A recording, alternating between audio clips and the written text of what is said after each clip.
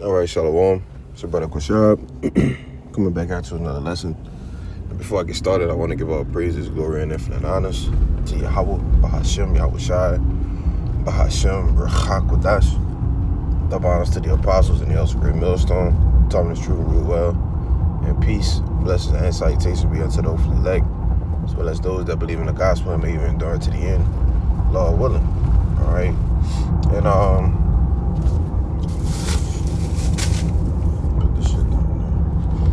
lucky, and I just want to get into, kind of some kind of rolling in the spirit, right? On these being the times, that we pray for, and ultimately, we're gonna have to walk down prophecy, man. All right, all of these, end times, end time vibes, right? All of these different things, what we see with the technocracy, right? We're actually going to have to live and walk through these things, okay? This is something that, Jake may not realize and understand, that, hey, you complaining now about, different things, the economy, the gas prices. Well, it's the things that we actually prayed for, begging the Lord to bring a speedy riddance upon Babylon the Great comes with walking through prophecy, okay? And we're going to have to walk through prophecy, man, all right? That's where your faith, your trust, all right, your hope in the Lord, it becomes even greater, you see? Because we know, pursuing Isaiah 65th chapter, that in the times of famine, in the times of, destruction, Psalms 91, right, that we are going to be safe, that there's going to be a hedge, all right, around the men of the Lord, man. You see? But your belief and your faith is actually going to have to show that, all right? You can't be out here wavering, You can't be out here just not really trusting and believing in Yahweh Ba'ashem Yahweh Shai, because your bank account looking scarce, man. Because you can't afford to fill your tank up with gas, right? And if these things are going on now, it's going down now, right? You can't fill the basket up with the groceries, whatever it may be, man. And these things are still on a small level right now, right?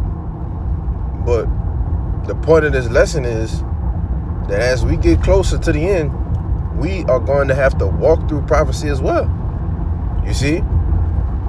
So I'm gonna start off. Let's see. Let's start off in the book of Matthew. All right, the 7th chapter. All right, because that fire and that water on each side, right? That word straight is important to understand and know, right? It's Matthew 7 and verse 13. It says, enter ye in at the straight gate. You see? So, like I go into all the time, the word S-T-R-A-I-T, it means a position of difficulty, right? It means same thing for Job 20th chapter, This means a position of difficulty. So enter ye in at the straight gate, man. So it's going to be a difficult position, right? It says, for wide is the gate and broad is the way that leadeth to destruction. You see? So it's easy to go back on your integrity, right? Commit wickedness, That's an easy thing, man. All right? And that's what the mass majority of the people here on the planet Earth is going to do. Okay? Especially here in America. They're going to enter into that wide gate. All right? And they're going to be led to that destruction, man. You see? That's why it says, in the latter end, and many there be which go in thereat. You see? Many there be, right? Verse 14, it says, because straight is the gate, right? It's going to be difficult, right? Nobody said the road to the kingdom of heaven will be easy, man. Whoever said that? There's a saying, right, that goes, nothing good comes easy anyway. You see? And anything that you want in life, I was taught this my whole life, man. You got to work hard for it, right? And I just apply that to the truth. Being diligent, putting your best foot forward for Yahweh Bashim Yahushua, to actually get the kingdom, to be a part of the first fruits. Hey, man, you got to put in that work, diligently, sincerely, Now, this is verse 14. It says, because straight is the gate and narrow is the way which leadeth unto life, and few there be that find it. You see? So only the elect, all right, the elect men and women, all right, and children are going to go through that narrow way, all right, that they're going to enter in through that difficult path, all right, in order to achieve the kingdom, okay? Now, I want to get this, the one to go with this, all right, in 2nd Esdras,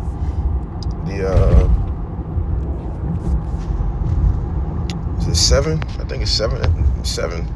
Yep. I'll start at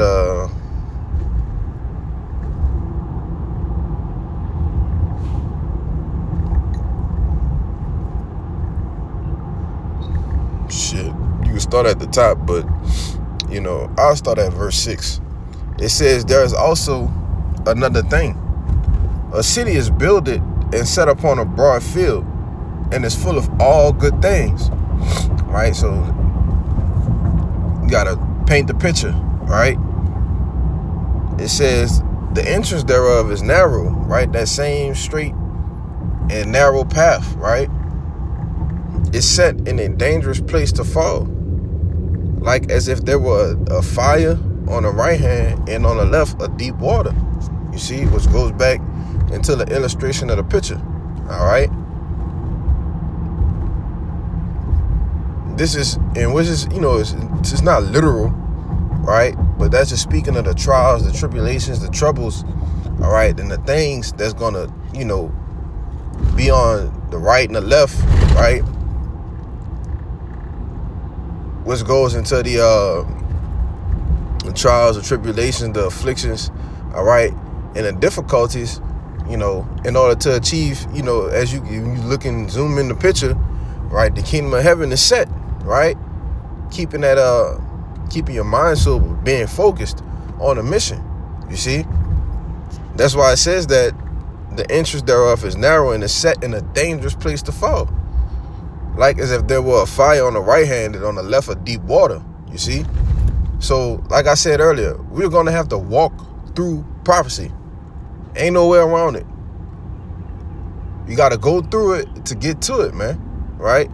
Now, it says, verse 8, and only one path between them both, even between the fire and the water. You see? That narrow path, man. All right? Being in that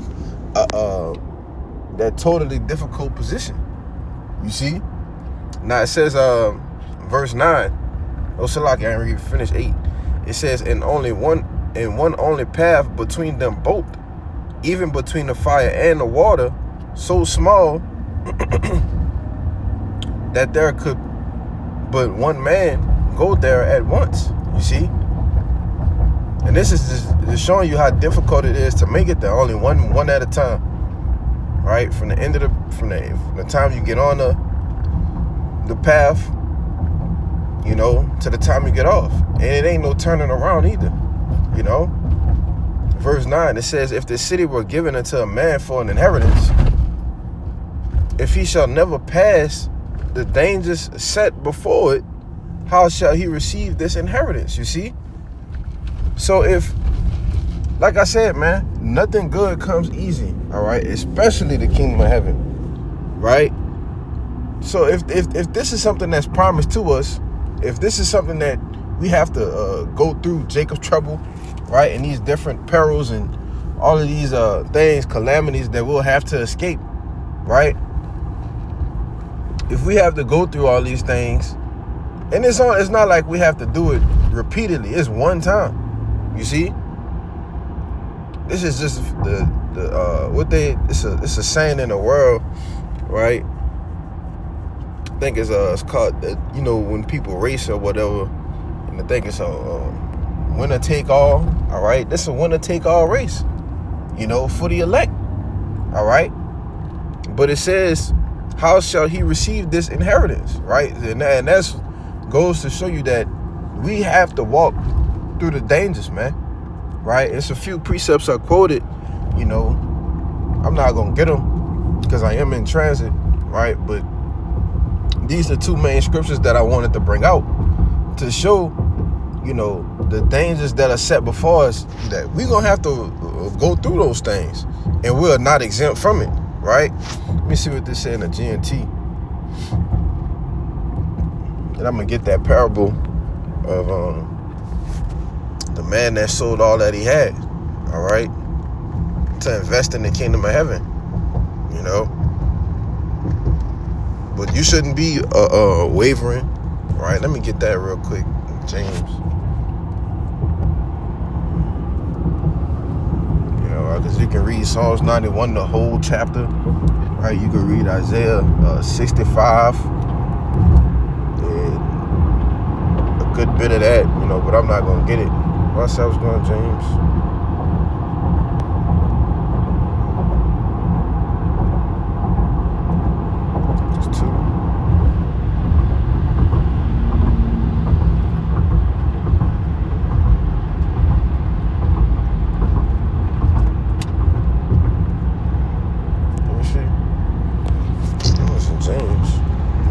Overlooked it.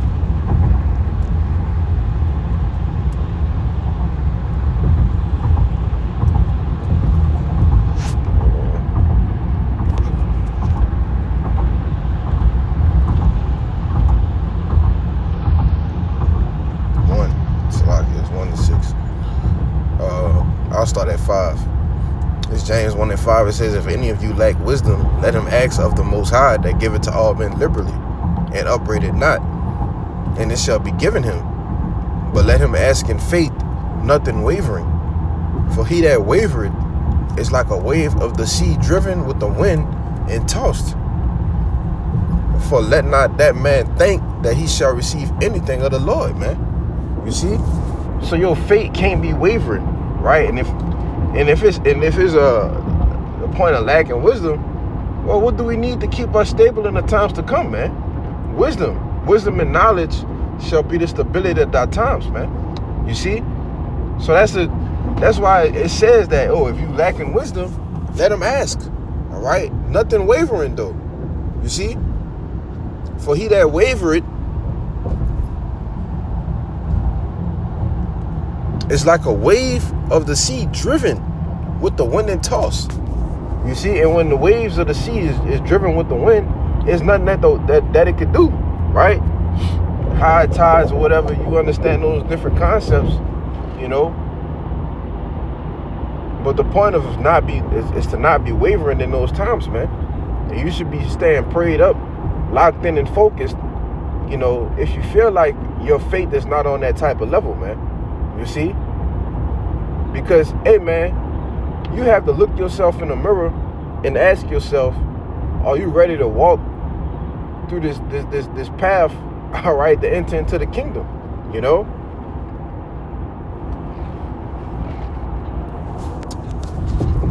But I just wanted to make that point. Let me see if I can find this account real quick with the guy, he found the kingdom of heaven, the treasures, in Matthew 20, I think it's 26. So let's see if it'll come up.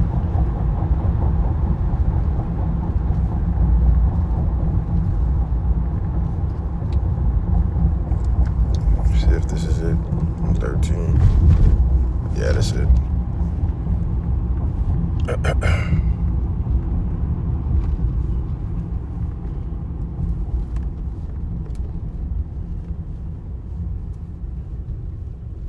Yep, Matthew 13:44. And make another quick point too, that, hey, man, Yahushua had to suffer, all right, to get his glory, So how much more us, man? You know, it ain't just gonna be giving out and going to get our glory, bro. We gonna have to endure these things, man. You know, we gonna have to go through these things. All right. But this is Matthew 13:44. It says, again, the kingdom of heaven is like unto treasure hid in the field, the which when a man had found, he hide it, and for joy thereof goeth and sell it all that he had and buy it that field. You see? So if you found, let's say, you know, the house that you move into or whatever, you know, you just buy a house, right? But inside the house, there's all types of, you know, what those things, those gold bricks, right? All types, I don't know what the hell that was, but, you know, all types of gold bricks, you know, all types of silver, you know. The first thing that you're gonna do, you know, is basically, you know, Jake gonna get a house back, man, and take what they found, you know. That's likening to us investing in the finding out this truth, finding out, you know, what's truly promised to us, what we can truly obtain, and what our purpose is, you know, born for in this life, man. Right? Selling all that we got. We ain't worried about nothing, you know. Because what? We found that treasure, right, that's going to change our lives. You see? That's why the man went and sold all that he had, you know? Because he understood the value of the treasure, all right, in which he had found, the kingdom of heaven, man, you know? And that treasure is ultimately this truth, all right? This ministry, man, you know, that's going to lead us into salvation, into these immortal bodies, Salakia, you know? That's why it says, verse 45, again, the kingdom of heaven is likened unto a merchant man seeking godly pearls, right? Who, when he had found one pearl of great price, went and sold all that he had and bought it. You see? So this truth is that one pearl, right? And if you can't walk through these prophecies, man, you know, then, hey, this might not be the thing for you, right? It says, verse 47, again, the kingdom of heaven is like unto a net, and was cast into the sea, and gathered of every kind, which when it was full, they drew to the shore and sat it down, but gathered the good into the vessels, and cast the bad away. So shall it be at the end of the world. The angels shall come forth and sever the wicked from among the just, and shall cast them into the furnace of fire, and there shall be gnashing, and there shall be wailing and gnashing of teeth. You see? Dividing the sheep, all right, from the goats, man. All right? Making a separation between the elect and not the elect, you know? Those who didn't trust in Yahweh Bashim Yahushai, and those who did, you see? But at the end of the day, it's about walking through prophecy, you know, and ultimately understanding the value of this truth, you know. As Peter told Yahushua, thou hast the words of what he told him. Oh, it's on the tip of my tongue. Of eternity, I believe. Thou hast the words of eternity. When he asked Peter, basically, y'all gonna leave me too? And Peter's like, whither shall we go? Thou hast the words of eternity, man. You see? So we understand that this truth, right? The words that are written in the book, the scriptures, right? Through the Ruach HaKodesh, that, we have the words of eternity, man. All right? And that's something that you should be locked in on and focused on and understand. And ultimately, that's going to lead us into the kingdom of heaven. You see? But, that's pretty much the point, man. All right? And, Lord willing, through the Spirit, this lesson was edifying, So with that, I'm going to go ahead and give all praises Glory, infinite honors to Yahweh, Bahashem, Yahweh Shai, Bahashem, Rechak Wadash. Double honors once again to the apostles and the elders of Great Millstone, and Shalom, Abarakim, Labacharium, Shalom.